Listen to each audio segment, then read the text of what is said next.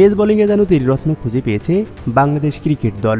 তিনজনেই একে অপরের সাথে পাল্লা দিয়ে করে যাচ্ছেন পারফর্ম।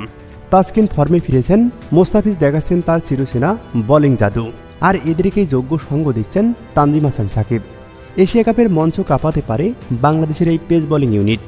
সব মিলিয়ে বাংলাদেশের বর্তমান পেস আক্রমণকে নিয়ে বিস্তারিত থাকছে প্রতিবেদনে।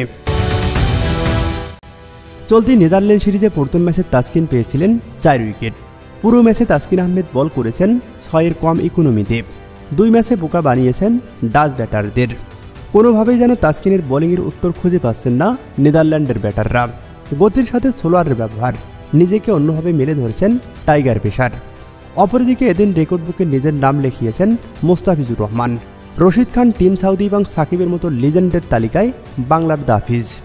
29 বছর বয়সী মোস্তাফিজুর রহমান টি-20 ক্রিকেটে আন্তর্জাতিক মঞ্চে নিয়েছেন 142 উইকেট, যা তাকে এই ফরম্যাটে সর্বোচ্চ উইকেট শিকারীর তালিকায় এনে দিয়েছে সেরা 5-এ। দ্বিতীয় ম্যাচে 2 উইকেট শিকার করে রেকর্ড বুকের নাম লেখান দাফিজ। আগের ম্যাচেও উজ্জ্বল ছিলেন মোস্তাফিজ ও তাসকিন আহমেদ, তবে এদেরকে যোগ্য সঙ্গ দিতে পারেননি শরীফুল ইসলাম। একাদশের সুযোগ পেয়ে দ্বিতীয় ম্যাচে নিজের সামর্থ্যের প্রমাণ দিয়েছেন তানজিম হাসান সাকিব, যেটার প্রমাণ মিলে বড় ইনিংস খেলার আগেই শারিজ আহমেদকে ফেরান স্লোয়ার বাউন্সারে। 3 ওভার বল করে রান দিয়েছেন 5.3 ইকোনমিতে, যে কারণে দ্বিতীয় ম্যাচে দলীয় টোটাল 103-এর বেশি করতে পারেননি ডাচ ব্যাটাররা। আর তাই দ্বিতীয় ম্যাচে ইকোনমির দিক থেকে 2 নম্বরে ছিলেন তানজিম হাসান সাকিব।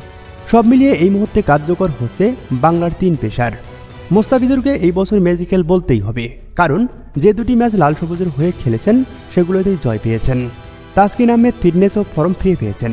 নতুন বলের সাথে পুরাতন বলের সাকিবও ভালো করেছেন।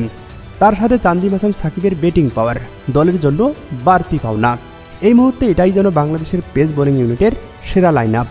যদিও এশিয়া কাপে ভারত, পাকিস্তান, আফগানিস্তানের বিপক্ষে পরীক্ষা দিতে হবে এই পেস বোলিংকে, আর সেটা মোটেও সহজ হবে না তাদের জন্য।